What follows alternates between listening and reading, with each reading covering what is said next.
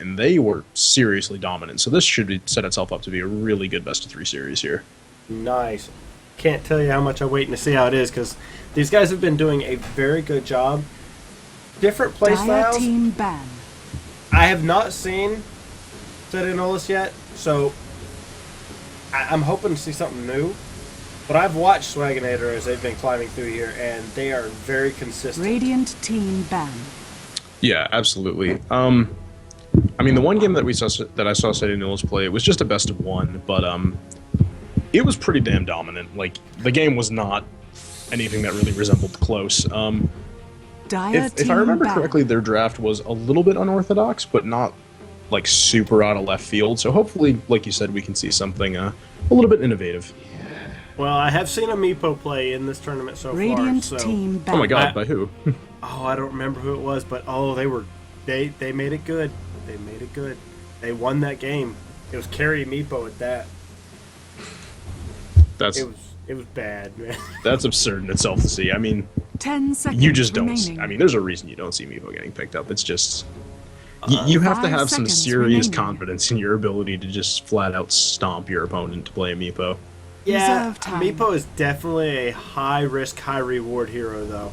I've seen a lot of people, and I feel the people that are very comfortable playing a Chen, or maybe an Enchantress, Dire are team pick.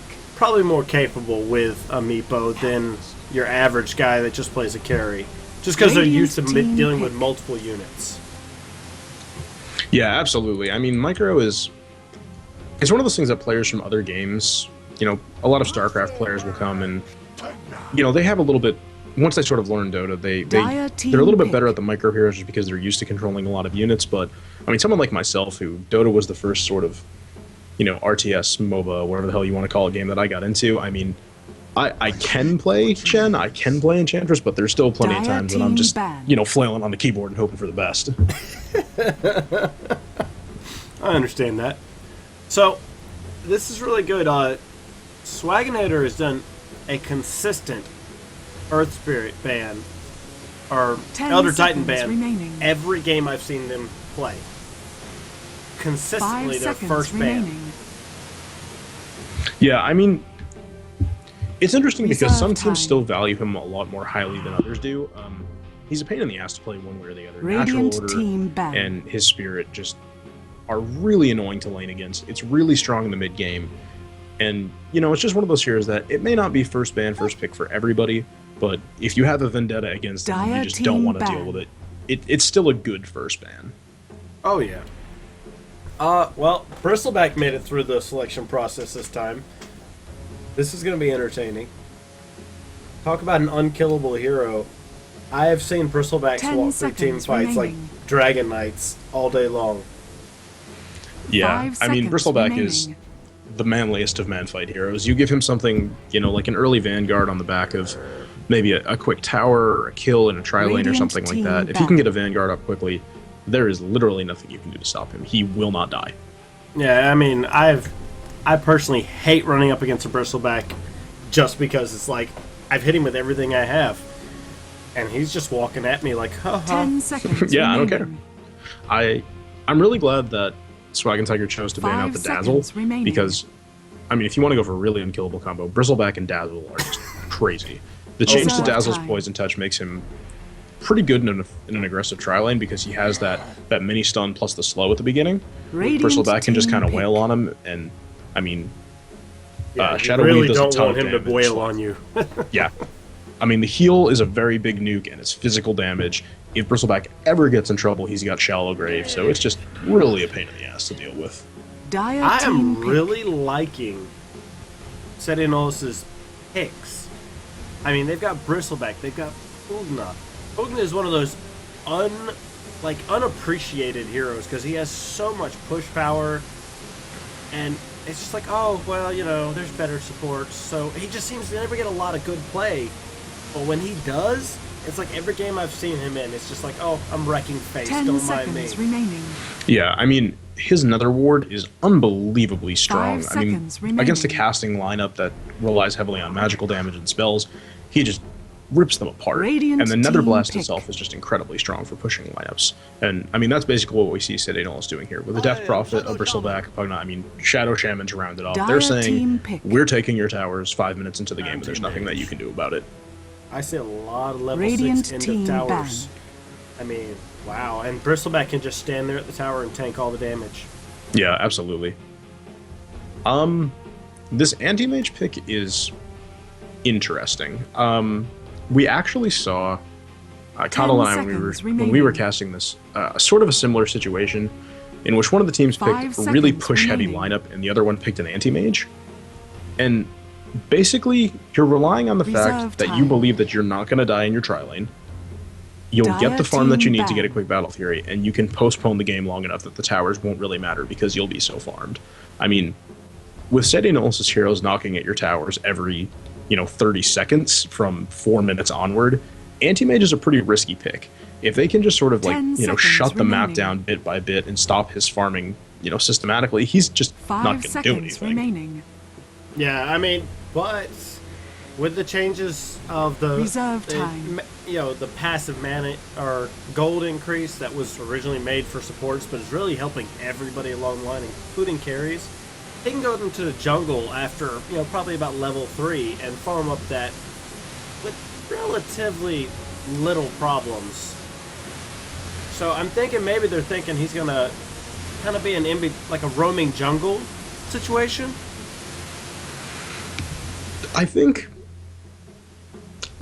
We could see them do something safest thought I different. can think of doing with him. But, they're definitely going to put him in the safe lane just to start. He can sort of pseudo-jungle if necessary. It sort of depends. How safe he'll be depends on who they get in a tri-lane. It'll be him and Rubik, and if they can get somebody else that can, keep him alive well enough, and he can sort of survive the first couple minutes of the Bristleback Shadow Shaman, +1 damage, then he should be okay. You know who'd be beautiful to go with that? Just looking at the lineup and looking at the bans, I noticed Abaddon has not been banned yet. Yeah, I'm honestly really surprised by that, and honestly, I think Cede Nullis is probably going to pick up Abaddon right now. I would be a little bit shocked. Well, I wouldn't be so shocked if they didn't, but Abaddon and Bristleback are so strong together. Ooh, okay, I like Undying. Yes! I love Undying! He doesn't get a lot of play. Yeah, I play really horribly, but man, I've seen some of these guys in these tournaments play these unseen heroes, and it's just like, why can't I figure out how to play him like that? Yeah, Undying is absurdly strong in a tri-lane. Tombstone is, it's crazy. It slows, the zombies do damage a lot more than you would anticipate them doing, and he just generally wreaks havoc. So I assume we're going to see an aggressive tri-lane with Shadow Shaman, Bristleback, and Undying, and I guess a defensive one with Anti-Mage, Alchemist, and Rubik, which is a little strange. Some good defensive abilities between Stun and Lift and Blink Away, so it'll take a little bit for Cede Nullis to be able to get a kill on the Anti-Mage, but I think they can do it if they time their stuff right. Oh yeah, a lot of it is just timings. We're going to see how well they do here shortly. Big thing to notice here is everybody's heading up to the top. They're wanting to play in this one spot, and I'd like to see a nice early clash.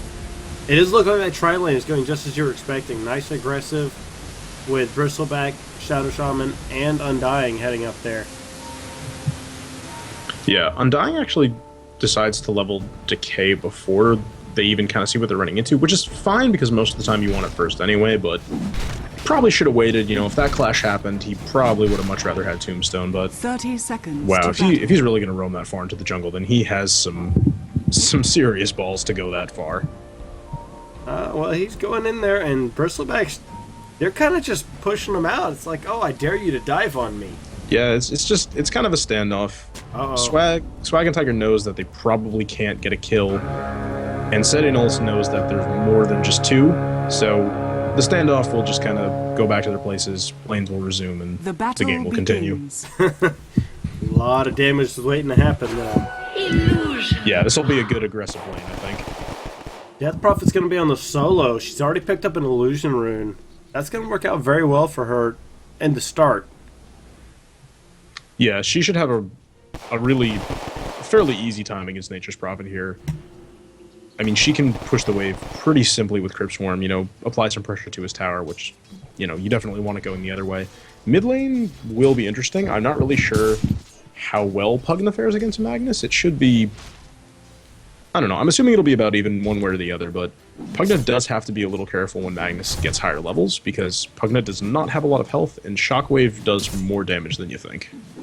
Oh, yeah. Well, a big thing to notice here is he spent all his money and got shared tangos to start. So that's going to really allow him to just kind of take it a little more aggressive than probably expected. Yeah, his battle's actually coming up right now. So he has a 1 minute. The battle will be delivered to him before the first rune. So, yeah, he went 2 branches in pool tango. So that's a really fast bottle. Yeah, top lane. They're wanting to play. Already pulled the lane over. That decay does so much. People just don't realize. It's such a hidden damage, too. Yeah, the strength gain is really strong. I mean, it's 4 per steal. If you can hit it on all of them, it's a lot of damage. Got the stun up, Shadow though. Shaman might be dead. Nope. Anti-Mage might turn and die. Ah, blinks out. Well, that is one thing I noticed. The one thing with the tri-lane here on the top is they could live off their magic sticks right now. Yeah, as long as Anti-Mage has one up, Rubik and Alchemist are going to be going for them, so...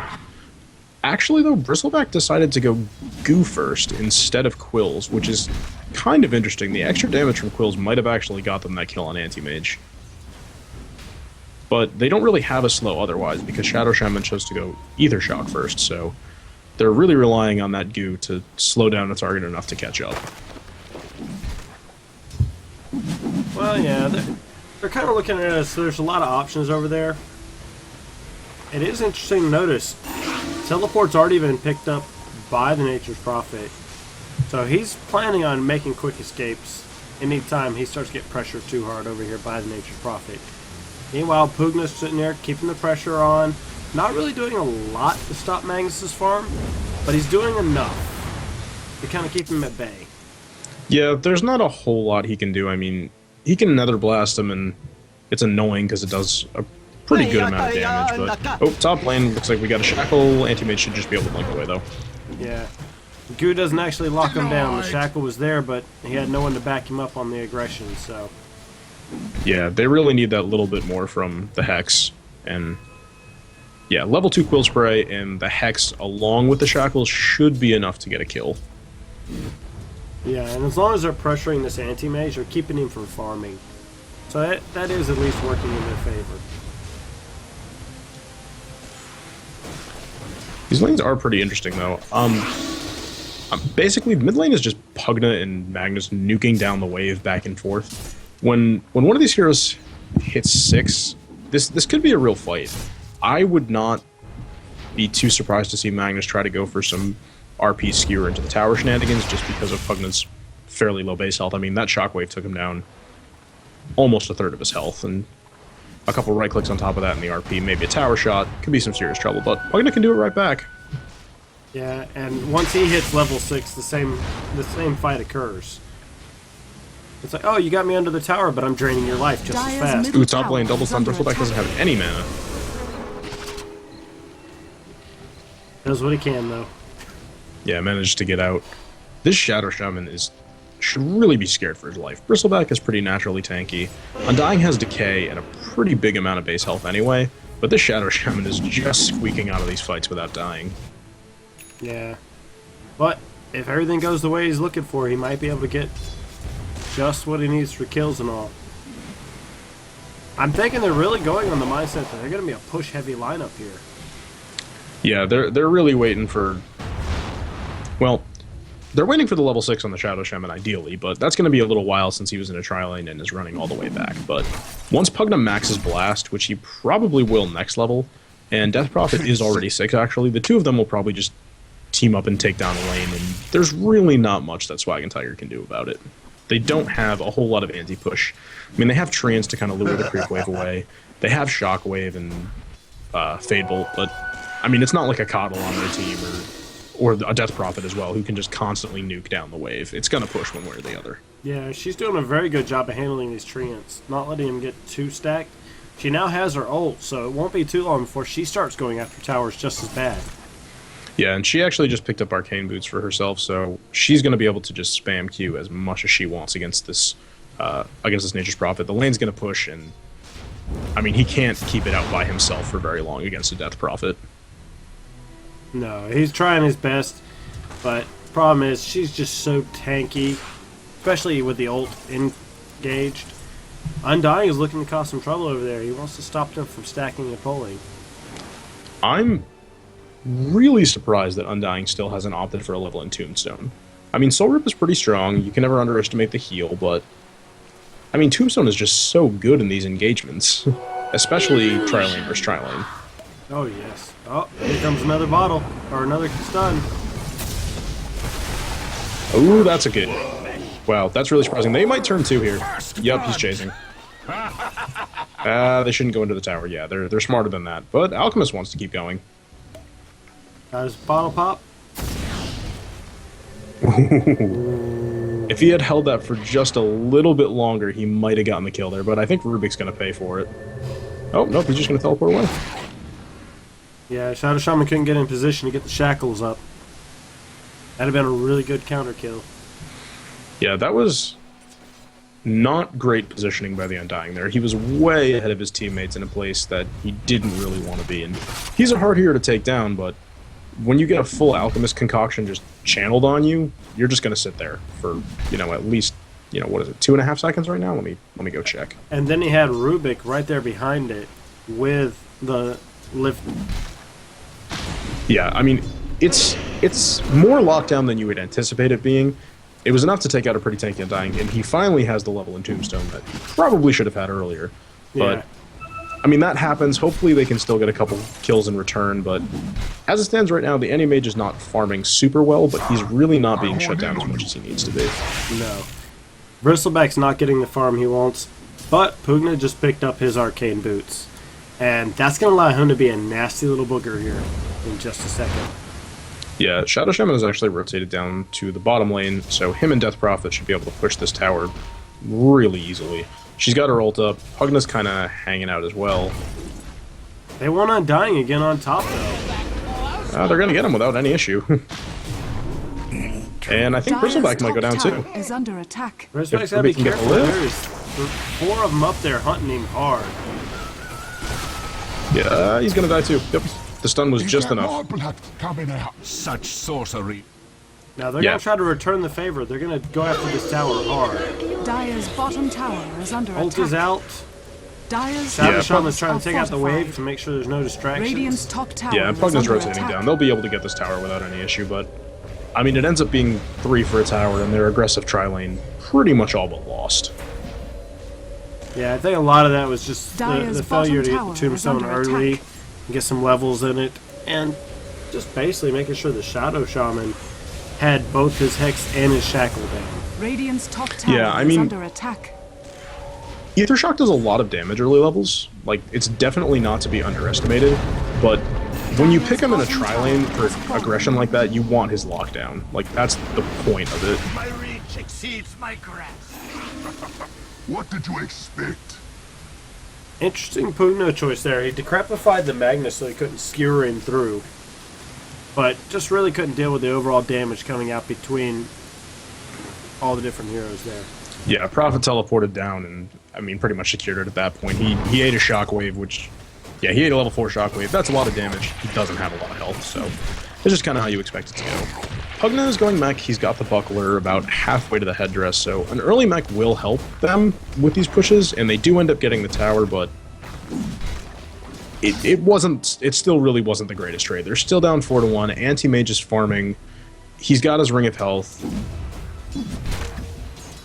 They didn't do enough. Hopefully they can start pushing towers more, maybe taking down this top tower, making Anti-Mage's room to farm a little bit smaller, but I think it's time to 5-man, and they're about to do just the same thing. I say, Death Prophet just popped in. She's got her ult up, and she's ready to go take things out. Looks like another tower's going down. Radiant's middle tower is under attack. And Undying is doing the scout out. He's not going to take him out too easily. Dire's top tower is under attack. Yeah, and this is the kind of thing that Radiant's bottom Swagenteiger tower cannot is under fight. attack. You get a creep wave behind you, and you pop Exorcism and Tombstone, you can't fight into that. Anti-Mage doesn't have any farm, Alchemist has a stun, but they're just gonna die. Ooh, that was a really good RP. 2-man RP, into the tower. Oh my god, excellent shot. But they're not done. They're going to chew him alive, and now they're going after the anti-mage. Dire's Takes top him tower off very is under cleanly. attack. And whole time, ult's Radiant's been going bottom off tower by has fallen.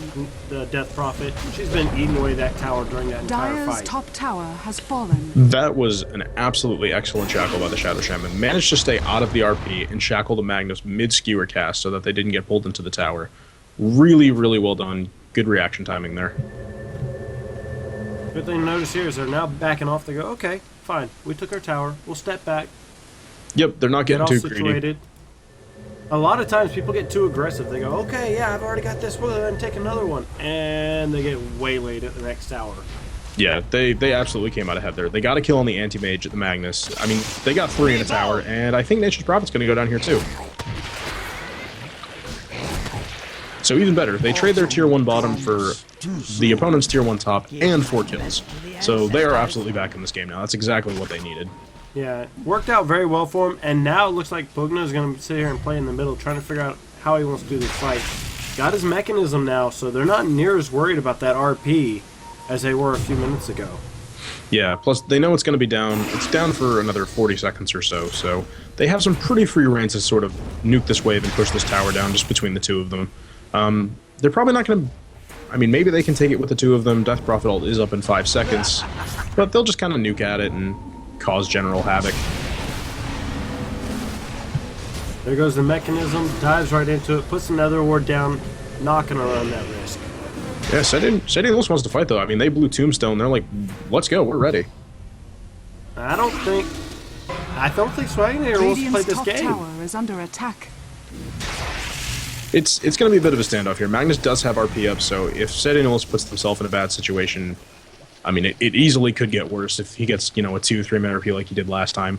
But Bristleback is actually chasing down the anti-mage top lane and forces him to blink away. There's a lot of damage coming out here, though. Good thing to notice is, look at all the wards on the Dire side. They're doing Radiant's a very top good tower job of is under controlling their attack. lanes and keeping vision where they need it. Anti-Mage is just sitting over here farming up. Ooh, Blink Dagger. Blink Yeah, Dagger on that's- Magnus. Radiant's So bottom sexy. tower is under attack. Now they've got to come down here and do something about this. There he is. They're going to take out Nature's Prophet again. Yeah, that was important. He was basically just split pushing the entire time that there was that awkward standoff middle, so he stuck around for a little bit too long. He should have seen that they were off the map, you know, gone for middle and just backed away, done his thing in a different lane. Yeah, and see, they just popped right back in on the middle. They want to make sure there's no follow-up fights. Tombstone's dropped, Nether Ward's dropped. They're just not putting up with it. They Yeah, know they're squishy. They know they can't deal with that fight. And Yeah. now that Magnus has that Blink Dagger, he's going to be an absolute... Well, he still doesn't have it. Give him a few minutes. He'll get Now he's got it. Now he's got it. So now he's going to be a real pain because they don't realize it because they haven't seen him yet. He can pop in there and just cause all sorts of trouble with that RP. Yeah, they don't know he has it. He's going to sort of wait until they group up around the tower just like they are Dire's right now. structures are fortified. I mean, they don't know that he has it, but they should anticipate that it's coming out pretty soon, so they really need to be careful with Dire's how middle closely they tower stack here. has fallen. Yeah, it looks like he's Notice- just not going to look have at any how of it. much that Nether Ward just did to that Rubik. They about took him out in one shot. Yeah, he's very, very sad. Death Prophet actually gets a really quick Necro book, so that's going to help a lot with their push. And they're going Radiant's to... bottom Fury tower manages is to under take the attack. hint and get away this time. Dire's middle tower is under attack. Radiant structures are fortified. And Death Prophet's going to go down here, clean up Nature's Prophet's push. Oh, didn't manage to ward trap the anti-mage, but I think he'll die anyway. Oh, they got him anyway. They got him nice. Radiant's And they top got the deny on the has tower. been denied. Nice. Good stack up there. Good cleanup. Death Prophet's doing a good job protecting this bottom tower. And what's really big to notice here is they're still holding that mid tower through everything. Yeah, Cede Nullis has had really good rotations, you know, pretty much everywhere that they've needed to be, they've been there. They took Furion out twice on the bottom lane when he was split pushing. We have a smoked up out. Oh. There's that Blink RP, Skewer. They're just going to town on her. Flattening you was no Yeah, that was a lot of hate right there. Blink and RP, everything blown. I mean, she doesn't have a whole lot of armor yet, only 6. So the acid spray plus the medallion is, let's see, -5, and that's -11 total. So she becomes pretty squishy pretty fast. She did manage to buy out though and get her second level of Necro Book before she died. So nothing too big was lost. Yeah, she's done a pretty good job of holding back the fight here. Big thing to see here is Bristleback and Anti-Mage are just kind of going back and forth on top. Yeah, Bristleback he's got his Vanguard, so he's pretty confident that no one's going to be able to just solo kill him, especially the Anti-Mage. So he's just going to make sure that the Anti-Mage knows that he's there, isn't having any of his nonsense. Oh, but Pugna, you better be careful. They found you on bottom, and it's not going to be pretty. Yeah, that's going to be a very dead Pugna if Alchemist can land the stun. Oh. But actually it goes the other way. Alchemist realizes he misses an opportunity? No? Yes? Ooh, mid lane, Rubik is absolutely dead. Absolutely dead. Not just dead, but absolutely dead. And now they're pushing in on that tower. Yeah, that's going to be a pretty easy tier 2 for them. There's no fortification, all the ults are up. Yeah, and even if they stop one, they're not stopping another. It's just damage is coming out of there like there's no tomorrow. Yeah. And they still have Serpent Wards, so they could push for tier 3 right now. Tower has fallen. They could. And it looks like they want to. Yeah, they've got wards, they've got Necro Books, they're going to take that. Still no fortification, so there's nothing that Swagenteiger can do. Yeah, and that Necro Ward is just doing so. Look at that. God took out the Rubik Dire's again. middle tower has fallen. Radiant's bottom tower They're going to get the is range under racks. attack. I mean, honestly, they can Dire's probably middle take both. They barracks should are probably under just get attack. range racks, let the snakes take it out and just back off. Rubik takes himself out against the Nether Ward. Dire's I know it middle gives it barracks credit has to fallen. Pugna, but- Radiant's bottom Yeah. tower has fallen. I mean, if they want to base middle race, tower is Cede under Nullis attack. is happy to base race. They're going to take out these structures way faster than Prophet and Anti-Mage are going to be able to. Yeah, and that's unfortunately the problem they're Radiant's having top there. tower is under attack. Even as they try to Radiant's come in and do middle the tower damage, has they fallen. just can't get out there and cause the trouble they want to. Yeah, absolutely. I mean, Anti-Mage managed to get top pushed out a little bit. Furion did take the bottom tower, but, I mean, they traded a tier 2 with tier 3 in both racks in the mid lane. So, absolutely advantage Cede Nullis on that one. Yeah, Pugna comes down, he's going to go ahead and farm up the entire stack that was down here at the bottom. And Death Prophet's going straight to the top to handle that farm. Everybody else goes to jungles. Goes, okay, we've made enough money for it right now. Only thing I'd like to see right now is somebody stacking Ancients. But Swag's figured it out. They go, okay, fine. We're going to have these kind of fights. Go into the woods. We're going to get Roach. They also pick up the Battle Fury on the Anti-Mage. It's going to really help him be Roshan aggressive. has fallen to Yeah, the that's dark actually... That's pretty good Battle Fury timing, considering that he has 2 deaths. I mean, he wasn't super shut down in lane, but it wasn't absolute free farm, so 18 minutes after picking up a poor man's shield and treads is, you know, certainly nothing to laugh at. He can split push more effectively now. He can farm. He's actually just going to go straight for Vlad's. He knows that he needs to fight, and he needs to fight now. So if Swagenteiger can sort of hold off this game and split push and keep their lanes pushed out for another, I don't know, maybe 15 minutes or so. I know that sounds crazy, but, you know, get Lads and maybe a Manta, they still have a shot of being in this. You can't underestimate the pushing power of an Anti-Mage and a Nature's Prophet. Oh no, it does so much damage, it's not even funny. And right now, it looks like we've got 3 of them thinking about taking a fight up here at the top. Do they realize there's 3 of them here, though? Yeah, I mean, I don't think they're too... I mean, Magnus is a pain because he's got Blink RP, but between Rubik and Alchemist, they just... This tri lane really doesn't care. Bristleback is not going to die to it. He's got a Vanguard and is just going straight into a heart. And dying, pretty poor, probably going to grab an Aghanims. Shadow Shaman actually going Axe as well is about... Well, only needs 600 more gold or so, and he's going to have his Aghanims, and those Serpent Wards are going to do a lot of damage. Oh yeah, that's beautiful. Oh, look at this, they found someone to play with. And there's 4 there. Alchemist says, nope. Run, Elky, run! He's going to stun himself, though. That's a problem. That's a full stun on himself, and he's going to pay for that. Yeah, because they're diving on him hard. Yep, that goo's going to slow him down. The Necronomicon Archer is going to give him the movement speed they need to chase him down, and that's going to be a pretty free kill. Yeah, and they're not even able to deny it at this point. It's pretty much they're just going to let Bristleback take it as they back away. And now with all them in the right position, they Dire's may take top this tower next tower is with under very attack. little problems. Yeah, they should be able to get this pretty easily. It was good on Alchemist to sort of run away from his tower. You know, they want to kill him, so he's going to force him away, so it gives Swagenteiger some time to get some reactions to the top lane. But, I mean, nobody really came. Nature's Prophet and Animate said, you know what, we can take bottom in the same amount of time, so we're going to stay down here. Dire's top tower has fallen. The thing is, Serpent Wards are back up, Radiant's bottom and tower they're going to is be able to under take tier attack. 3 and racks a lot faster. Regeneration. Yeah, especially since Death Prophet's ult's still up. She's still doing what she's got to do. Yep. Radiant And there's the structures are fortification. fortified. They're teleporting back because they kind of have to, and there's still no fortification for the Dire. So this is going to be tier 3 and probably at least range racks. Radiant's bottom tower has fallen. Yeah, I mean, they're really running on the Dire's mindset of, top okay, tower we'll has play this fallen. game. Yeah, they're... Wow. That was a Radiant's 4-mana bottom army. barracks That was a are under 5-mana attack. army. But they just get picked off very nicely. Alchemist goes down. Bristleback's looking to fight. He wants to take Alchemist on. Radiant's bottom That barracks was... are under attack. I mean, that's the best RP that you could possibly ask for. There's just no follow-up. Yeah, there's just so much damage coming out there. They've got to figure out how they're going to fake this fight. Radiant's bottom barracks. Pugna's having a has good fallen. time enjoying every bit of that life steal. Dire's top barracks has And fallen. Alchemist gets picked off by another ward.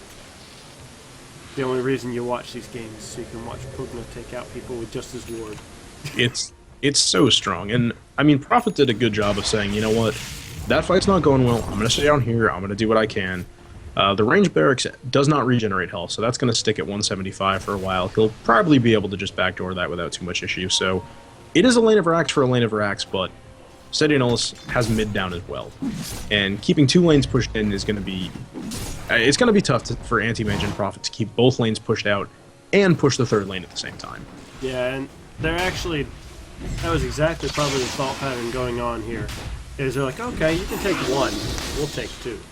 Yeah. Bristleback goes Rod of Atos. This is going to be entertaining. Well, he doesn't want to run out of his mana. Yeah. Yeah, I mean, I don't know. That's weird. They want to be able to pick people off, and I guess that's true. They don't have a whole lot of hard lockdown outside of Shadow Shaman. Rod of Atos has a really long cast range, and it's a really big slow, so you'll be able to chase some people down, but... I mean, at this point, who are you chasing? You're just 5-manning. They won't Pugna, though. But he's already dropped his Nether Ward, and he's just going to suck up some damage while the rest of the team goes take out the top tower. Yep, good pick off for them. I mean, Pugna's the hero with the mech and one of the Necro 3s, so that'll slow down this push for a bit. And Anti-Mage has his Radiant's Yasha. top tower is under attack. He's going to farm up some creep waves, maybe try to take this tower in return for their own tier 2 in their off lane. When he gets his Manta, this could be a bit of a different story. Their push might end up being a little bit better, but mass TP reaction, he's out of there. He doesn't want to fight that. Yeah, they actually TP to both towers. They're making sure there's no follow-up to go to the next tower over either. Yeah, Magnus, Rubik, and Alchemist are smoked up. They know that they're all going to be around the mid lane from the towers they defended, so they're ready to try to get that 5-man RP again. I think right now would be a good time to do it. They've got 8 seconds till Pugna's back, and I don't think he's really in the position to do the damage he wants. Yeah, no, they should get this Undying really easily, but certain wards are going to be thrown, so is the Death Prophet. And Anti-Mage blows up. And they're not done. They're finishing off the Magnus to follow it up. The Nether Ward is doing so much cleanup, but there's Nether Ward has been stolen by the Rubik. I guess he got sick of dying to it. And there goes pretty much all of a comeback. Magnus does not have buyback. Anti-Mage does, but... I mean, what's he going to do? I mean, you saw how fast he blew up. He's got a Yasha and a Vlad's. He can't take this. There's 2 Necro Books, level 3 out on the side of Cede Nullis, and a Bristleback, and a Pugna, and a Death Prophet, and a Shadow Shaman, and Undying will be up pretty soon. There's no way they can fight this. No, they've got to be very careful. If they can hold off this push, they might be able to survive a little bit. But unfortunately, the next couple of good shots at land could really take them out if they're not careful. That's kind of the game they're playing is, okay, who can last the longest, unfortunately. Yeah, Cede Nullis maybe got a little bit aggressive there. I mean, they figured that they could take the tier 4s a little bit faster than they could. They do still have a tower to deal with on the bottom lane, so they can't quite rotate through to the other lane of racks, so they did what they could, backed off, didn't get too greedy. Nobody died. And that is the big key there, is they have to make sure they don't get greedy. Radiant's Oh, courier has been Furion. killed. Shadow Blade's up, though. Oh, but they have Necro Books, but they're on cooldown.